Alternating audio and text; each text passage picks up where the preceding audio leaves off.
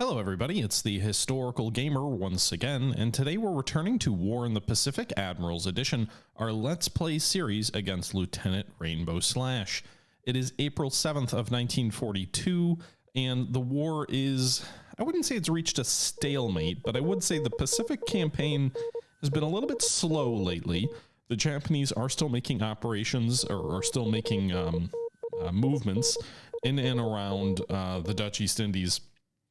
But their aggressive moves in the South Pacific have kind of tapered off, and we haven't really seen a move into the Indian Ocean or the Bay of Bengal, despite some intelligence indications those may be in the works. We haven't actually seen anything happen there yet. And so the Japanese have been launching some mopping up operations near Port Moresby. They've been landing and strengthening their position in the Dutch East Indies. But the campaign has to a large degree gone somewhat quiet everywhere except in China.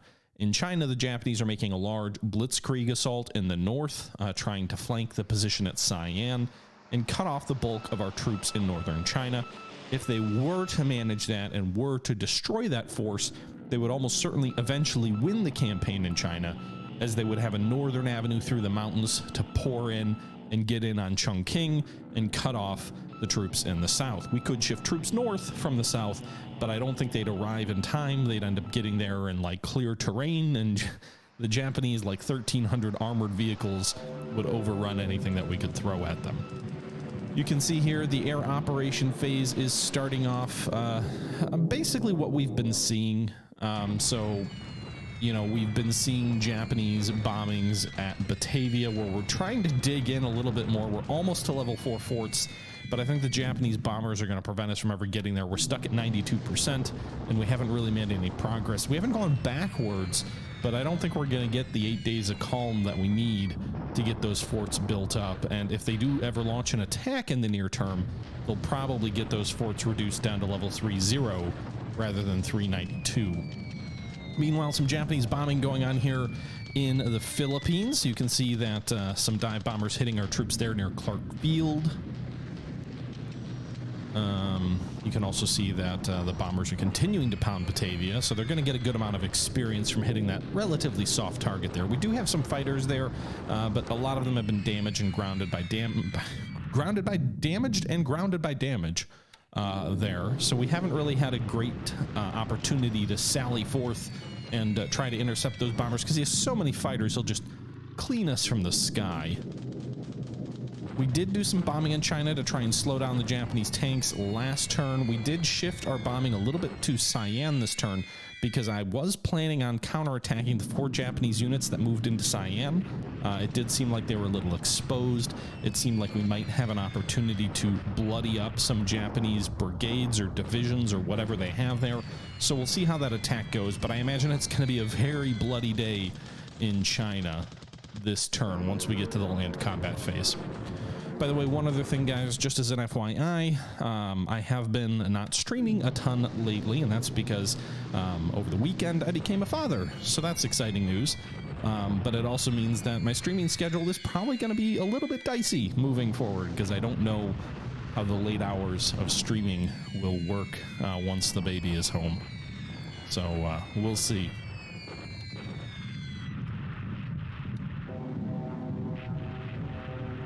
All right, so a lot of sweeps going on over Batavia.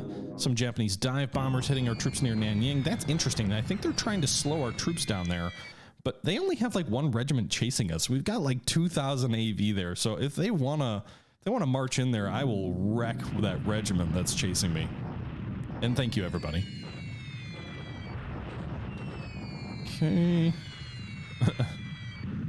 I might have a week or two before that kicks in, P35, but yeah, sleep, I hear from everybody I know who has kids, becomes a luxury. Which is kind of funny too, because everything I've read, it's babies sleep 16 to 17 hours a day when they're very, very little. But it's not the really long sleep, right? They don't just go to bed for 9 hours. They're asleep on you for 30 minutes, wake up, and if you're not there, then they cry or something. Thanks, JD Knights. Appreciate the sub. And that's 6 months now. 4-month streak. Appreciate the support. No arrow. This is my first. All right.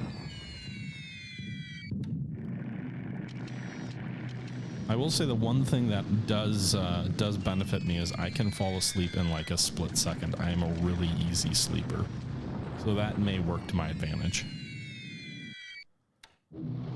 All right, so we've got some bombers hitting some Japanese troops in the open here near Sora Baja.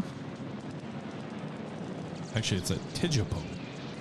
A couple of Dutch bombers coming in here. The Japanese do have some interceptors, some Oscars, but not many. And you can see it looks like 15 of our bombers made it through to the targets and are dropping on target. Bombs hitting the city, which is Japanese now. No Japanese losses. 1 aircraft destroyed by flak, 1 by fighters, 2 damaged. 8 oil hits though. So we did do some damage to the oil facilities at Tijup. I need to double check and see what the oil level is there. I don't think they're huge oil facilities, but any damage we do to Japanese oil facilities is worth it in my book. And thank you very much for the gift subs there, P35. Very generous of you. So those welcome to the subbing, the world of being subbed to me. Absolutely hopeless. Itchy McGregor, Digital Malmut, Chirac, and Anomalous Propagation. All right. So we did fly a fighter sweep over Jakarta, where there's some Japanese Oscars. We had 4 of our Warhawks take off from Batavia, and they flew a small little fighter sweep over there. They engaged the Japanese Oscars. We shot 1 down, a Ki-43 Oscar 1C, and we lost 1 Warhawk according to that. Meanwhile, here you can see our bombing activities are kicking up in China. 4 Blenheims are still hitting the armor that's attempting to move west toward the Cyan. No damage there, but it may force the enemy troops into combat formation and slow them down considerably. If you do bomb enemy troops that are in movement, you can actually slow their movement down by like 50%. Also, we've got 6 B-17s flying out of Australia. Ooh, they had a Japanese cargo ship. Multiple hits on Japanese cargo ships here. So we had B-17s in Australia set to naval combat, and it looks like the Japanese moved some shipping into Buna on the eastern coast of New Guinea, and they hit those ships. So we got 1 bomb hit into the Zuko Maru and 1 hit into the Ryoko Maru. Both ships on fire. Neither one of those are probably going to sink just based on being on fire, but we did do a little bit of damage to Japanese shipping there, so that's nice. 6 more coming in, and they're hitting the Koto Maru. So another bomb hit here through apparently severe storms. They're bombing at 9,000 feet too, which is, you know, that's effective bombing, I guess, for level bombing.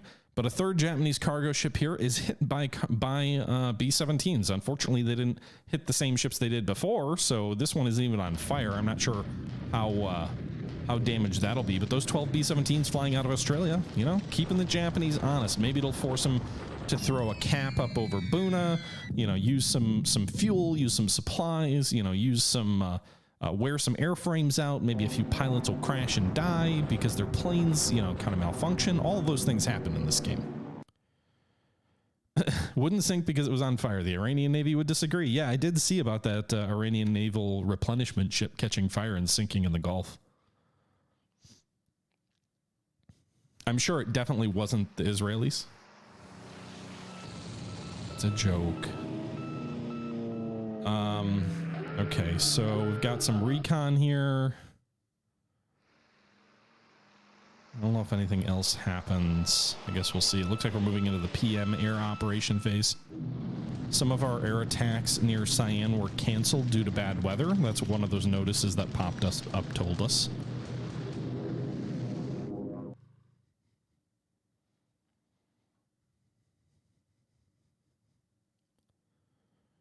Okay. We have a lot of subs around truck, but we don't have really the ability to easily strike out against it, Sean Mack. Japanese cruiser bombardment here near Borneo. I think we've still got some isolated troops there. So he's probably trying to reduce them a bit there. You can see a couple of heavy cruisers bombarding some allied troops there, some disruption done to those troops.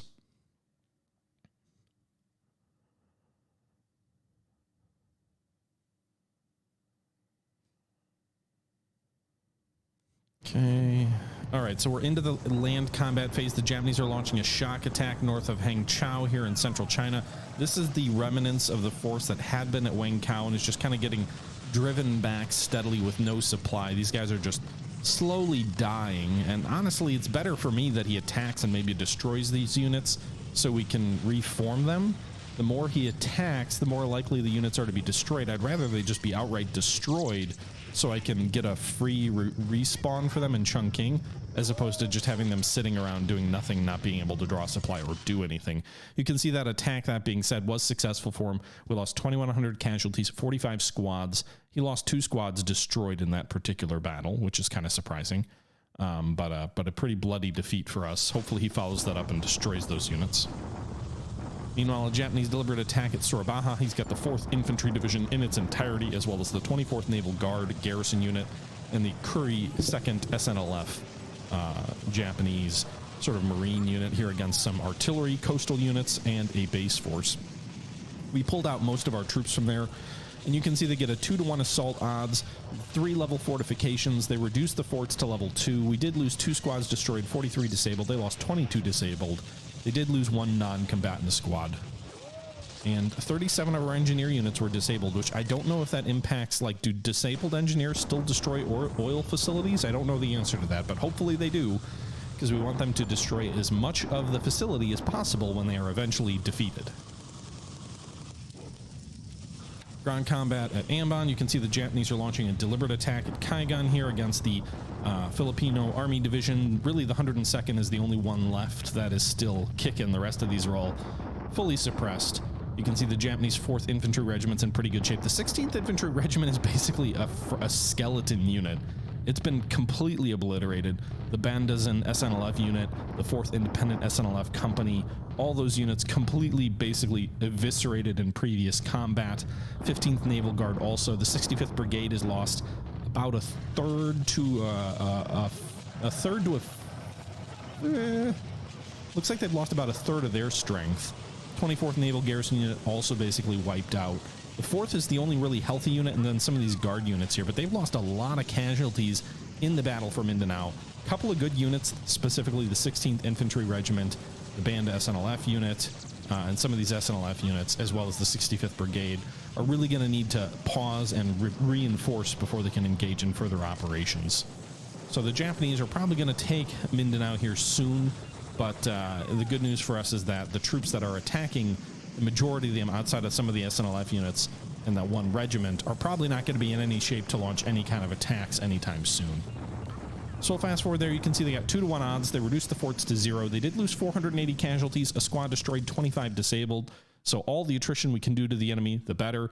We did lose pretty badly, though. 57 squads destroyed, 32 disabled. These guys are going to fall eventually, but every casualty we inflict on the enemy, you know, obviously helps us. Another attack at Cebu, this one with a whole bunch of Naval Guard units here. And it looks like they do take the city. The 81st Filipino Infantry Division surrenders, as well as the coastal garrison unit there. 3,100 allied casualties, 165 squads destroyed. Japanese don't really lose anything. Pretty bloodless victory there for them. An attack at Kolak where we pulled the Gull Battalion out. Kind of interesting. If I'd left the Gull Battalion in its entirety, we might have ravaged that Kosaka SNLF unit. Then again, he might not have attacked if we had more strength there. You can see the units there surrender. The base falls to the Japanese, and they now have this entire island here in the Dutch East Indies. Another 1,000 allied casualties here with those units being destroyed in its entirety. So these all suck. It does hurt our victory point total, and it does, you know, not bode well for us to lose large numbers of troops, but it's also kind of inevitable when you're playing as the Allies to lose these particular fights in these units. Meanwhile, the 6th Burma Rifles made it across the river at Molman. Their mission at the end of the day is a reconnaissance and force to find out what the Japanese have there. It looks like the only troops in position here are actually Royal Thai Army divisions, so it didn't look like there were any. I'd have to go back and look at the combat. Oh yeah, you can see Royal Thai Army Cavalry Division, the 1st, 3rd, 2nd, 6th, 4th Royal Thai Infantry Divisions. So it does appear that the bulk of the Thai military is located at Molman, but the good news for us is there's no strong Japanese units there, so it might actually be possible for us to sort of group our divisions there and try and cross. Now, The bad news is that battalion basically got wiped out. 19 squads destroyed, 7 non-combatant. When you cross a river into an enemy-held hex, you are forced by rule of the game to launch a shock attack, which is basically a bayonet charge. So we launched a shock attack with like 400 troops against 22,000 defenders. That didn't go well for the attackers, but you can see here that obviously, and I didn't expect anything else, but I got the information I needed. I got good, solid intel on what the enemy has here, and that lets me better respond to the Japanese actions elsewhere. But you can see here 436 casualties. That battalion is gone. The good news for us is that battalion was largely made up of troops that don't draw replacements. I think they were melee or Burmese infantry squads, which I don't get replacements for, and they have a really low combat value. So cannon fodder, perhaps, but they did their job. Meanwhile, an Allied deliberate attack in Cyan. You can see there are 4 Japanese brigades here, the 52nd, 58th, 8th, and 4th, 2 mixed brigades, 2 regular infantry brigades. The enemy has just shy of 800 assault value here. We are attacking with over 2,200 assault value with a number of Chinese corps, and we'll see how this battle goes here. We're going to go ahead and fast forward here. You can see these numbers moving down massively. Looked like we nearly wiped out 1 brigade and savaged 2 others. The 3rd brigade there was still at a 181 assault value, but 2 of the brigades were below 70 assault value, which sort of insinuates roughly a third to a quarter of the brigade being destroyed, and then the other one was at 0, which means it, you know, badly mauled. We did win the battle. You can see Allied assault odds 9-1, so 3,000 assault versus 300 defense. The Japanese lost 7,652 men. 148 squads completely destroyed, 217 disabled. So all told, the Japanese lost just shy of 400 squads. So almost a division's worth of troops across those 4 brigades lost for the Japanese. They also lost 176 non-combatant squads destroyed, 105 disabled, 3 engineers destroyed, 8 disabled, 45 guns lost, 30 of those destroyed. That's actually quite a few guns lost. Now, we did lose fairly heavy casualties, 5,000 troops on our own. 18 of those were destroyed. The rest were disabled. So the good news is, of those attackers, 439 can just sort of be replenished if they draw some supply. They also still absorb enemy attack while they're disabled. They're just not good on the offensive. So we probably lost about just shy of 500 assault value. But the good news is most of that is sort of only in the outgoing fire, but they can still take fire on the defensive. We did lose 23 guns, probably mostly mortars, whereas the Japanese probably lost more heavy equipment. All 4 Japanese brigades are driven back, and we lost 30 engineer squads, 1 destroyed. So that's a good result for us. It doesn't look as maybe lopsided as you would expect with 9-1 odds, but the Chinese forces are not very good on the offensive. So I would count that as a major win at Cyan, driving back 4 Japanese brigades, probably basically de facto destroying 1 and removing 2 as combat effective units, I would guess for at least a month, leaving them with only 1 brigade to the south of Cyan, at least immediately ready for combat. There are, I think, 3 regiments or brigades to the east that may be coming as well, but if they move those units in, we probably could drive them back again also. So a pretty bloody fight there with a pretty good result.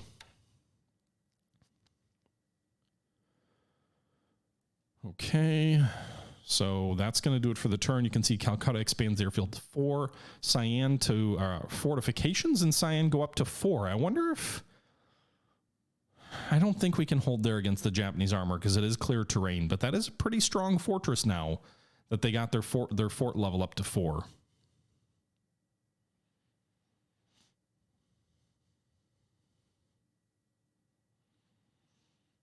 Okay.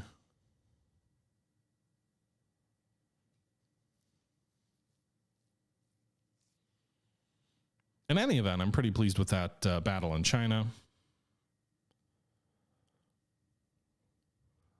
RAF unit arriving at Townsville.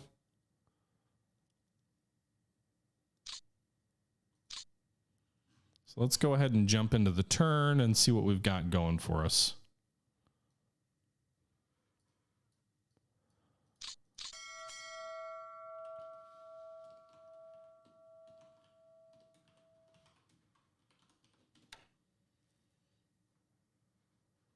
Okay. All right, let's go ahead and take a look. Syphlix, thank you very much for the resub. Appreciate the support. All right, so Cyan, you can see there we won the battle. It did drain almost all the supplies out of Cyan, but that's okay. I have been following the supply situation in China, and it is actually increasing. So I know I've been launching some bombing raids and other things like that in China, which hasn't been great because it does use up a lot of supplies. But the good news is at the end of the day, we have been increasing supply. I think we're like 100,000 more supply in China now than when the war started.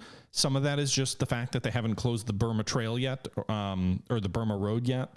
And some of that's because we poured so much supply into Burma that it's moved into China via osmosis. So a successful attack there, driving back the Japanese. We did consume a lot of supply. The defending units, however, all have sufficient supplies. So you can see all of these units, none of them are in red. So they all have the supply that they need. Good news there. Meanwhile, the defenders have a assault strength of 3,400, so the reinforcements that did end up showing up outweighed the casualties. I think they were at 2,700 before the last turn, and now they're at 3,400. So the assault value actually increased since the last turn. You can see some of these cores are pretty badly beat up. Actually, no, they're just smaller cores. Some of them are pretty badly beat up, though. Those are base force units. Yeah, some of those cores are really small, but not due to disruption. Although I hope these guys didn't attack the guys in move formation. I have to go back and look. Chinese cores always have really high disruption either way, though, so it's really hard to see, especially with some of these really small cores, which ones fought well and which ones maybe got wrecked. So I'll have to go back and compare notes. With that being said, we did drive the Japanese back. It says they have 6 units moving north towards Cyan. Well, they have 6 units to the south of Cyan, and at least one of them is moving north. Now, we know we drove 4 units back to this hex, so that means there could be 2 fresh units plus the 1 brigade we didn't beat up too badly, but I'm pretty confident if they move that way, we can drive them back again. He's also got 1 additional unit to the east, so 2 of those new units must have been the units moving from over here towards Cyan.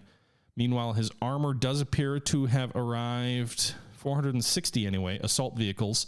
So, ooh, this is interesting. So he has not managed to get his entire armored formation to this hex. He's gotten 460 assault vehicles. Now, the problem is the core here has been absolutely wrecked by his blitzkrieg. There's no rifle squads left. There's 4 field guns, which would be nice to save because China doesn't get too many guns. But in any event, he's going to attack the 76th Chinese Corps and overrun it, probably with the force he has here. But the good news is he hasn't been able to move his entire force. There's still almost 1,000 of his armored vehicles to the rear toward the east. And it looks like he's kind of splitting them up. Some of them appear to be heading south. If he's splitting his blitzkrieg up, that could pose an opportunity for us. Meanwhile, we do have 3 corps moving west towards Cyan, 470 more assault value. These guys will probably get there in 2 days, so that'll bring our assault strength up to just shy of 4,000, and as we sort of recoup some of those disrupted units, we may get even a little bit higher. That's going to buy us some additional time, hopefully, to build up defenses here in these mountains. We're probably going to abandon northern China. Hate to break it to you guys, but we are probably going to abandon northern China here near Langkao and all these other towns up here to the north, and we are going to set up a very strong defensive position in the mountains here to prevent a Japanese drive toward Chongqing. We can see the roadways mean that this one hex could decide the entire Battle of China here. This hex is hex 8140. So this one hex is where the northern advance as well as the southern advance near Nanying would all have to pass through. And there's no easy way to flank it. So this hex here is the linchpin. We could also have a secondary defensive hex back behind it. It is a WR hex, so it is a good defensive hex. But the hex here, 8140, is also a mountain hex, so it's a ×3 defensive hex. And you can't reduce fortifications in the open. You can only do it at bases. So this is sort of, I hate to put all our eggs in one basket, but this is really the place. We could have a slightly forwarded defensive position at 8139 that would stop the advance up from Cyan and around. But if they drove from the south up through Ankang, that would potentially flank us. So we have to kind of think about that and what makes sense. But You know, we could set some troops up to the south also at 8141 to stop any advance from Anking because there's a mountain hex down there. But that, you know, we can pile a bunch more troops into one hex than two. So we'll have to see what that looks like. Yeah, Hamish, right? And the history books wrote of the great battle of 8140. Well, that would sound like a year, actually. That doesn't sound so ridiculous. So it would be the history books write of the great offensive battle of hex 8140. Yeah, that sounds very sci-fi. All right. So anyway, we've got a bunch of troops here, including some construction regiments that are pulling back. And so these guys are going to be hanging out in 8140, building defenses in this hex to hopefully prevent you know, the Japanese driving into the plains here and eventually into Chongqing. That's the objective. We do have some reinforcements also headed up that way. So we've got the 48th Corps, which has a couple of anti-tank guns. I also have ordered some other units in the south that were guarding the mountain river passes to the south of Chongqing. The 56 anti-tank gun regiment, for example, 36, 37 millimeter anti-tank guns could be really useful in trying to stop the Japanese. They've got a long way to march through some difficult terrain, but if they can get up there, that might be, you know, a worthwhile place to go. I'm also going to try and build the forts up at Klinko as well, or Kinko as well, because this is another place. It is rough terrain. It's a base hex. We might be able to hold there as well. But anyway, so that's the situation in China. We also have dispatched a whole bunch of bombers and other aircraft like that, a fair number of aircraft to Cyan. We have 84 aviation support in Cyan now. Not a ton of supply to be operating our aircraft out of, but it is stuff. We have stuff there. We also have Blenheims at Langkao in the north. We have B-17s and Warhawks here operating out of Chongqing. I was going to look at, and I don't think the B-17s in China flew last turn. At least I didn't remember seeing them drop any bombs. I was looking at maybe upgrading one of the AVG squadrons to new planes. Did I do that yet? We've got some Hurricanes at Cyan. AVG here at Anking. And I think also at Klinko. Not AVG. Where is that other AVG squadron? Where did I put them? I don't even remember. Are they at Kwitung? Where the fuck did I put them? Oh, here they are. Yeah, I haven't upgraded them. I was considering upgrading them to here there. I was considering upgrading some of these guys, but I don't think there's enough. Ooh, there is enough supply. So in theory, we could upgrade these guys. Problem is, Cyan may fall before all those aircraft get upgraded, and these guys have to withdraw by July. But so that's the situation there. We also did cut the rail line between Xinyang and Hankow. I don't think that matters as much since the Battle of Changsha is over, but we do have a very small force here, 47 rifle squads, that is on this rail line that would prevent any rapid transport into Wuqing. Here's the guys that are getting absolutely lit up. The 100th Corps, 99 disruption, 1 squad still fighting. I just want him to wipe these units out so I can reform them at Chongqing in 30 days or whatever it is. We've almost got the reinforcements to Guilin. We've got 2 more corps coming down south with another 630 assault value or so. That'll bring us up to just shy of 3,000 down here. But I do think it's probably too much for us to attack. I don't think he has enough strength, even close, even right now, to take Guilin. These 2 corps will make it even harder. But he could try and flank us and move toward Luchou. The nice thing is with the troops in Guilin and the hex side control, we can pull troops south if we need to along this good roadway. And so that's the situation in China. The situation in Burma, well, we got a lot of intel that these apparently 18 units, which were not 18 units when we attacked, all appear to be Royal Thai divisions. What is a little bit concerning is it looks like he's got 40,000 troops up here. So this could be 2 divisions based on the guns and AFVs. I wouldn't be surprised if he's got at least 1, maybe 2 divisions at Chiang Mai. And he's moving them west. You can see the little dot here on the hex. So he is moving the troops west from Chiang Mai. So he could be moving to flank our position north of Mulman, where we've got 2 divisions and a brigade. He could flank us easily. It'll be a slow movement across these mountains here, but this does have the ability to move in here. And then he could flank the entire position by moving north here. So the offensive in Burma may have begun, folks. I don't see a lot of air power making this drive yet, but I do see this little dot indicating some of these troops at Chiang Mai are moving west. We've got the interior lines, at least for the moment, so that we can respond to it. We also do have the 7th the 7th Australian Division, which was moving southeast down toward, what was it, 56-54, to potentially support a drive on Mulman. We could have had the Australian Division, which is a crack division, the 18th British Division, the 1st Burma Division, and the 46th Infantry Indian Brigade. We could have had well over 1,300 assault value, which, you know, the quality of those troops is much better than the Royal Thai troops, but we might need to use those Aussies now to respond to these Japanese troops moving west. We'll have to see.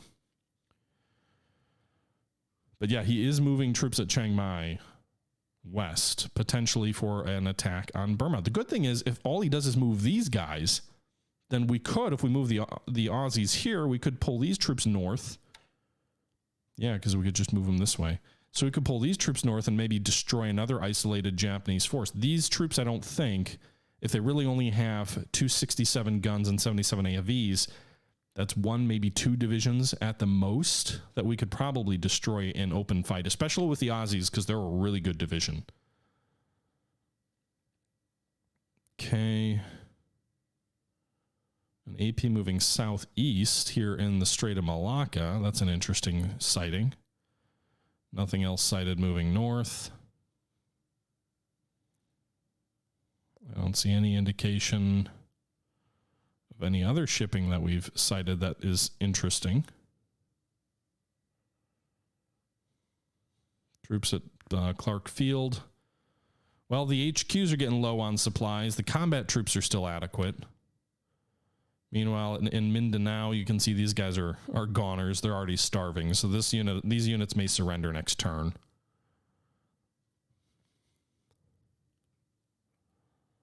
Yeah. Do the Aussies have equipment to deal with armor? I don't think he has any armor out that way. But even if he does, we do have 15 2-pounder anti-tank guns. If he does have armor, it's only a couple of units. So we do have some anti-tank guns. We have some Marmon Harringtons, which are like some armored vehicles.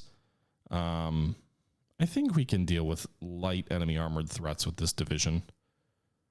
I mean, it's a level 60 experience unit. This is a very good division.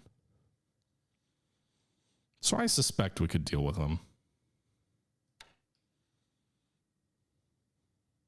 We also do have the 254th Armored Brigade. Oh, granted, they only have 33 experience, so their experience sucks, but they've got 20 Stuart tanks. So they could move also. The Stuarts would be more than capable of stopping anything the Japanese armor might throw at us. The only problem is their experience is so low.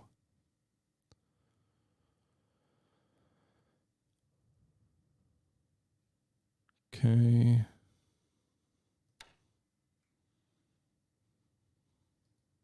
So maybe we could stop them with that. I'm not sure. My own carriers, meanwhile, we moved a little bit further west of Palembang to get out of Japanese air cover potentially, because apparently I'd accidentally moved within patrol range of Sumatra. I was discussing some things with Evoken and Neuhauser, sort of my team, if you will, and there was an idea that was thrown around about maybe doing a carrier raid on Palembang, but that didn't seem prudent at the time. So we did move them. We did move them west and north to continue their route toward Colombo.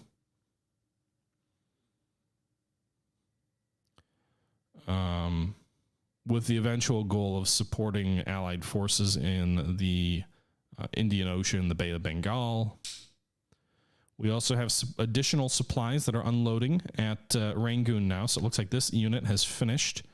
So we can go ahead and disband it into the port. This cargo unit has also finished, so we can go ahead and disband it into the port. These guys are already docked. And this task force can't dock because of dock size. So what we're going to do there is we're going to go ahead and transfer some ships. Do not refuel. Transfer some ships from the other task force into it. So we've got more ships on the docks. so we can be more efficient in unloading our supply. So now this entire task force is currently docked, unloading 32,000 supply. And then we have another task force of 10,000 supply with 2 cargo ships that are not docked, that are kind of unloading in the roadstead, if you will. A much slower, less efficient process. But that gives us 42,000 supply currently in the port of Rangoon. And then we've also got 63,000 already in the facilities there. Pegu's at 18,000. The troops south of Pegu, 2,000. I want to say Mandalay's got quite a bit, 14,000. 12,000, and then you can see the supply is flowing into China here, 8,000, 17,000 at Suyang. Kunming has 16,000 supply. These are really impressive supply numbers for Chinese bases, especially given these are all away from any major troop concentrations. So you can see here 17,000 supplies at Guilin on the front. That is absurdly good for a frontline Chinese city. Chongqing's at 27,000. Cyan's not doing as well, but part of the reason Cyan's not doing as well supply-wise is the north has a much less efficient supply situation, because you can see these really small roads, these little thin black lines indicate very poor road networks. So the supply from sort of central and western China can't easily flow over these mountains to Cyan. Now, Cyan has a unique aspect to it, which makes it important in that it does produce oil, heavy industry, has a refinery, and light industry. So Cyan produces a little bit of its own supply and fuel. And the same thing is true of Langkao, where it has 90 oil. But northern China is largely fueled by its own industry because it doesn't have a lot of supply that moves over the mountains here. So the supply situation in central and southern China is really good. The supply situation in Cyan is not great, but I think it's adequate. I think the supply at some of these other bases will flow down and get us a little bit better set up here so that, you know, we draw some additional supply by the next time there's any fighting at Cyan. Okay, so we looked at the Philippines. Dutch East Indies, Batavia was at 92. They're still at 92 after all that bombing. You can see we're at about 1,000 assault value here. I think the Japanese have a division here. I could be wrong, but I think this enemy unit here is a division. Which, like, that's the thing here. If it's one division and they have no forts, it is light industry, so I think they get ×2 defensive. Yeah, it is. So it would be interesting to try and attack these guys. If we could drive that unit back, that would be great. But they have a whole bunch of troops coming up from the south, so if we're going to do it, the moment is probably now. This is probably the last turn we could do it. The problem is if the attack fails, we're going to wreck our defense pretty badly. And the troops that would be doing the attacking are not very good. 44 experience. They do have some decent morale in some of these regiments. But 44 experience, 35 experience, 45, 44, 35, 22, 20, 33. I don't think they would have much luck. And the Dutch units, despite the high AV, that's a little bit deceptive. So the assault strength is always based on like the number of combat equipment or whatever the units have. But it doesn't modify itself down on the screen based on experience, based on the quality of the units. One American infantry squad is much better than a Dutch infantry squad in terms of like their equipment and all the other things. So they have a much greater offensive potential than the Dutch troops do. One Japanese division of 400 assault value is going to do much more than probably 400 Dutch assault value. I don't know how that equates to it when you get to like 1,000 versus 400. Okay. Meanwhile, you can see here, it looks like I think we've got some stuff unloading at Perth. I think it's all fuel. So I've got some tankers unloading here. So Australia has quite a bit of fuel, and Australia can produce all the supply you would ever need on its own. As long as you pump Australia full of a whole bunch of fuel, it will take care of its own supply needs. Okay. Also, the nice thing about putting fuel in Australia is it gives you a little bit more flexibility if you're operating ships out of Australia, because then you can use the fuel for either fueling your ships or for the industry. The Americal Division is getting really close to Australia, so we kind of have the option of either letting these guys unload in Australia and strengthening our position there considerably, or spending the next 30 days on ships and sending them to Burma, hoping that we can get them into Rangoon and fighting in Burma before the situation there is decided.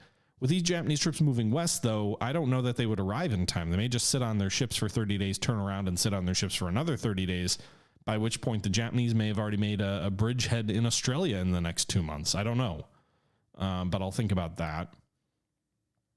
We are still trying to pull the 45th Infantry Brigade out of Port Moresby, or north of Port Moresby. The good news is here, the only thing left in the 45th Brigade is the motorized support. So actually, Townsville has 19 assault. Cairns has 19 assault. That's 36 infantry squads here with some 3-inch mortars and some support units.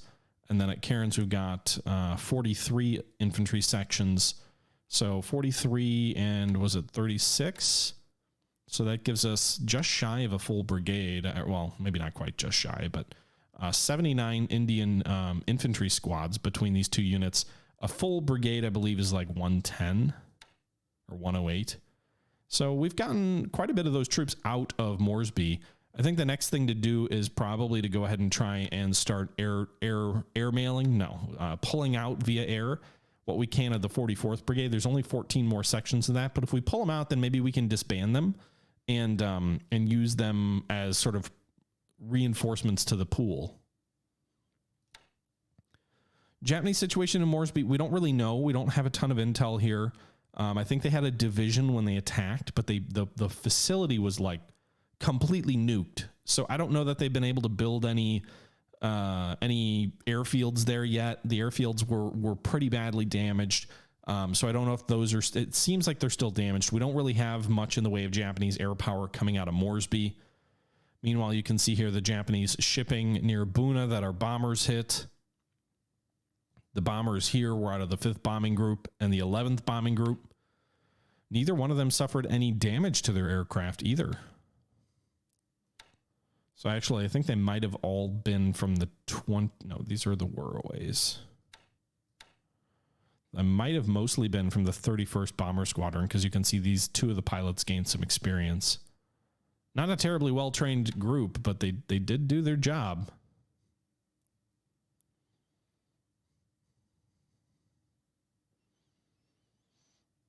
His name is Steven. Yes. Grigsby did do an American Civil War game. I believe it was it Forge of Freedom? I think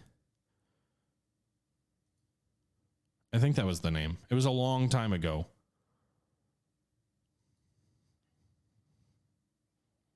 I don't remember it being this detailed though, or at least if it was, the icons and the imagery wasn't quite as, I don't know. I just remember it not being quite my cup of tea, but I could go back to it and see. Not Forge of Freedom? War Between the States. Okay, my bad. Forge of Freedom was a different game. Meanwhile, we did get our cargo ships into Suva, so they're unloading supply. They've already unloaded 10,000 supply here. They can't dock because they're too big, so I think we'll form into a new task force. But we were at 16,000 supply. Now we're back up to 26,000. We had 32,000 at one point, but we had some B-17s that were bombing New Caledonia and Espirito Santos, and those guys are supply. They just chug supply. They just absolutely devour supply. And so they chewed through a bunch of supply in just a few days. What I'm going to do now, however... Really? Can none of these ships dock? I thought we've got like a level 3 port or something. Yeah, okay, so we can dock these guys, 16,000 tons, and then we should be able to pull some of those other cargo ships back. Just one. All right, so we have 5 ships here docked, 21,000 tons with 15,000 supply. That'll unload via the cranes and winches and whatnot of the docks.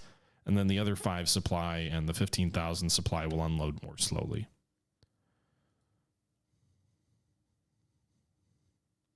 Okay. So that's good news. Well, by the way, where are my battleships? I was pulling them back somewhere. I don't remember where they went, though. Where are the battle wagons? They were near Suva at one point. Was it pulling them back to Oz? I can't even remember anymore. I don't see them anywhere around here.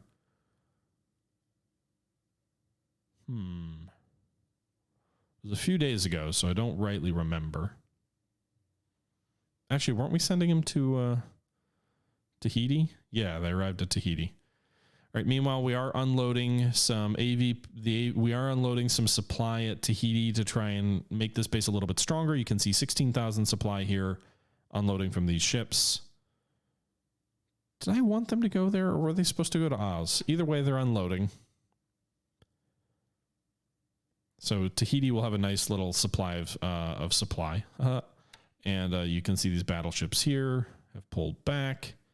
Currently at Tahiti, we need to send them somewhere else. But you can see a huge battle fleet here. 6 battleships at Tahiti. Prey's carriers are nowhere near. That would be a bit of a deep penetration. I don't know how he would know they're there. We have retaken one of the islands here. It was a few turns back. It was Baker Island. We do have some Catalinas based out of here. We do have some supply. We've got a float plane tender as well. We've got a fraction of a Marine Defense Battalion here, so about 400 troops defending Baker Island. And we've got 4 cats that are operating over the Southern Gilberts or over the Elise Island group and potentially scouting south toward Canton as well. So that does help. We also do have patrol aircraft. We've got some Catalinas at Pago Pago. We've got some Catalinas at Penryn Island. We've got some Catalinas at Palmyra Island. So it's unlikely that he would sneak his carriers through, although we could use more Catalinas always. But I think it's unlikely he sneaks a massive battle fleet through. We also did get some Catalinas on Laysan Island, so it looks like there's no supply. It looks like these guys are going to be in trouble, but we have an AVD, which is another tender of sorts, that is in the port there, which is giving the necessary supply to the aircraft there, and it also gives the necessary aviation support. So we've got Catalinas. We can fly over Midway to get a little bit of information on what the Japanese have at Midway. Is the Nevada in the game? Yes. And yes, the battleships use a shit ton of fuel. But if we go here, I think if we take a look...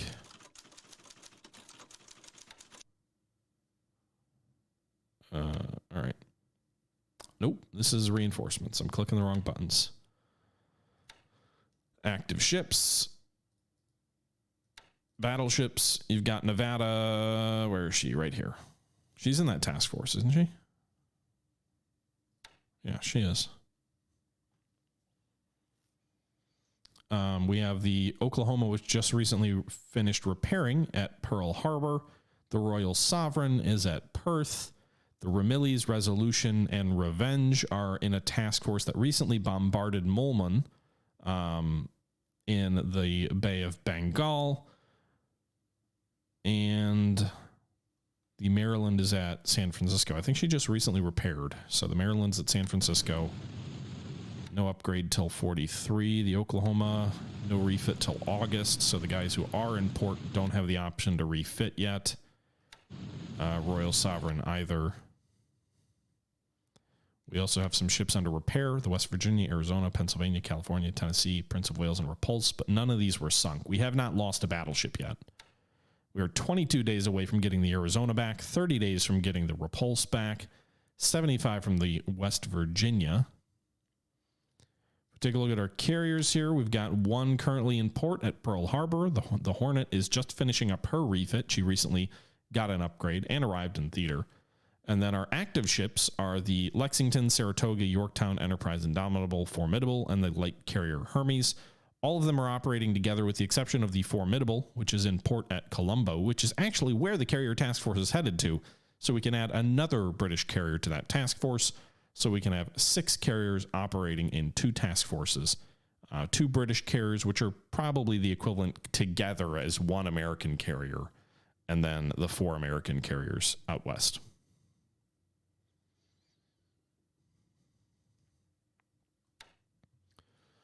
All right. Army Boy, by the way, this was 29 minutes ago, but thank you for the Prime sub. Appreciate the support. So meanwhile, we do have some troops that are ready, I think, to start changing their headquarters. The 27th Infantry Division here is in San Diego. I need more transports in San Diego so that I can move these guys somewhere.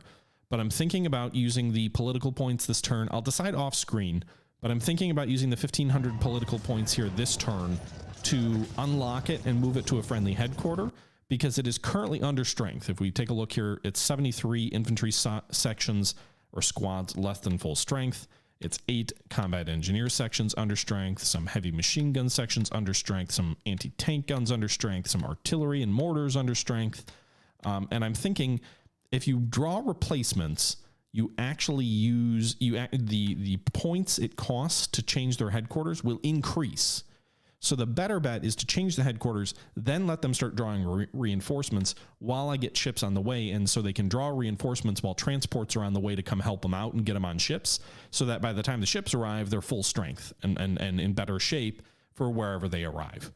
And I'm thinking that's probably the better approach, because I don't know.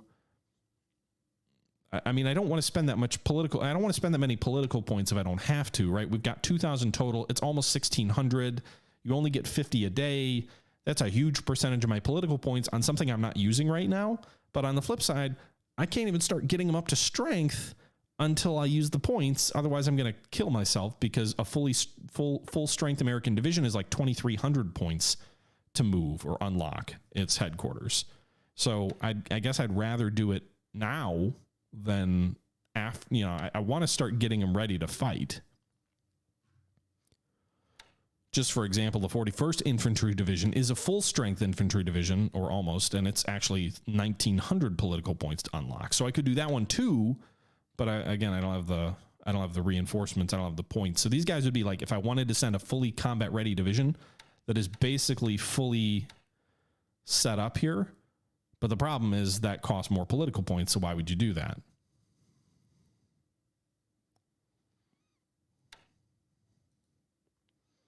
Yeah, P35. That's a little bit of the strategy, I think. Stravinsky, thanks for the follow. Let's take a look at the intelligence report. Aircraft losses today. 6 Allied and 6 Japanese. The Japanese lost 2 Oscars in air-to-air combat over Batavia. The Allies lost 2 CW-22 Falcons, 1 in air-to-air combat, 1 to flak. I believe that was the bombing raid in Batavia. Or not Batavia, no, near Sora Baja in southern Java. The Japanese also lost 1 KI-57, 1 KI-21 Sally. These are both the ops losses. A Mavis and a Nell. We lost a Catalina to ops losses. A C-47 Skytrain. Oof, that hurts. We don't have very many of those right now. And then we lost 1 P-40E Warhawk in air-to-air combat over Batavia. So it looks like the air combat over Batavia was 2-1 in our favor after this intelligence report. Ship sunk. I don't think we got any of those cargo ships, and we're not claiming any of them sunk this last turn. Nobody sunk any ships last turn. And that's where we're at right now. Chunking, meanwhile, some of these guys are drawing replacements. I don't think any of them did draw replacements last turn. Does anybody know, is there a summary where it tells you which units successfully do replacements? Because it looks like the ones in Chungking were all delayed. But I don't know if there's anywhere where it actually is like, yes, these units drew replacements, or do you have to go through manually and check each one? Because it always seems like the Chinese ones are like, replacements delayed, which is usually due to supply, but we have quite a bit of supply in China right now. I'm a bigger fan of the 36th ID Spelunker. Or was it 32nd? 32nd, maybe? The Wisconsin one. We have it coming up. It'll be coming soon. So if we take a look at ground reinforcement schedule, we take a look at days until arrival. We have the 32nd. It's the 32nd ID, 390 assault value here. Wisconsin National Guard, basically. And it arrives to a Southwest Pacific headquarters unit. So that is good. We don't have to pay anything to unlock it then. So these guys are coming online in 14 days. 36 is Texas. Yeah, I was thinking of the 32nd. These guys fought an absurd number of days in combat in the South Pacific campaign. Wisconsin says he's a Brewers fan. Of course he favors it. Damn right. If I'm going to butcher anyone, it's not these boys. We're going to take care of these guys. And I don't mean in the killing way. All right. So I think that's it, guys. I'm not sure I've got a lot else to share. Our cruisers, which bombarded Mulman last time, did manage to pull out successfully. They're at full speed. So I'm going to switch them back to mission speed to conserve some fuel and lessen systems damage, but they did get out of the air umbrella. We do have some additional supplies, another 13,000 or 14,000 that are on their way. 200 fuel, which is silly because Rangoon makes its own fuel. But that's just how the AI loaded the ship up. But we've got 14,000 more supply that'll probably arrive in Rangoon, if not tomorrow, then in the day after. So that'll be nice. The more supply we can pour into Burma, the better. 20,000 fuel on the way to Colombo. We have some troops on the way in too. They're getting kind of close. Whole bunch of fuel going to Colombo as well, which is needed for all this flank moving of warships. Here they are. 23rd British ID is on the way to Rangoon. They're still a little ways out, but they're approaching the tip of India. And then we've also got the 16th British, not ID, sorry, Brigade, which is technically on the way to Colombo, but I may divert them to Burma. We've got like 360 additional assault value of 3 British brigades that are also on the way. Those 2 of those units, just what I showed. So if we could get those into Rangoon, that would also help us hold out there a little bit longer. And all of the supply that we pour in to Burma, some of it will help China directly, but also a lot of it will be very useful because once the Japanese really get some aircraft and some Nels and Bettys out of the South Pacific or out of the Dutch East Indies, they could shut down a lot of our shipping into Rangoon by basing aircraft out of Mulman, although at least for the moment, the airfield there is very heavily damaged. You can see 54 airfield damage, 56 port damage from the battleship and cruiser bombardments we've done there. So that's good news for us. It's likely not an effective airfield for the moment. Chiang Mai might be, but it doesn't look like he's got any aircraft there.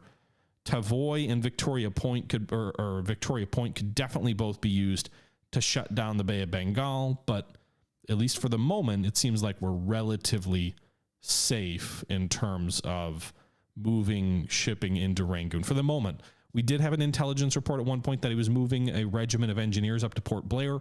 If Blair falls, that entire situation in the Bay of Bengal changes because this is a nice airfield he can base bombers out of. And then also, you can see that, you know, it sort of changes our supply route if Blair falls. But also if he moves like carriers in there, which I suppose he could do if he is going to go for Blair, he could use carriers to cover the invasion force. Then he might put a lot of these ships at risk. But we do have subs in the Strait of Malacca. We haven't seen anything moving north. So hopefully that's not coming anytime soon. Do I still have plans to do a war in the East campaign as the USSR? Eventually, Dagon.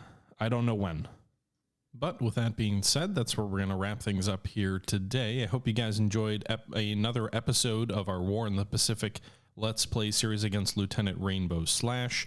Yet another interesting turn, a really big fight in China that I think was a nice little victory for us and inflicted some heavy casualties on some Japanese troops that'll eat up some supply and resources for them to replace their losses and maybe slow the drive on Cyan. We'll see. But until next time, guys, this is the Historical Gamer saying once again, thank you very much for watching, and I'm out.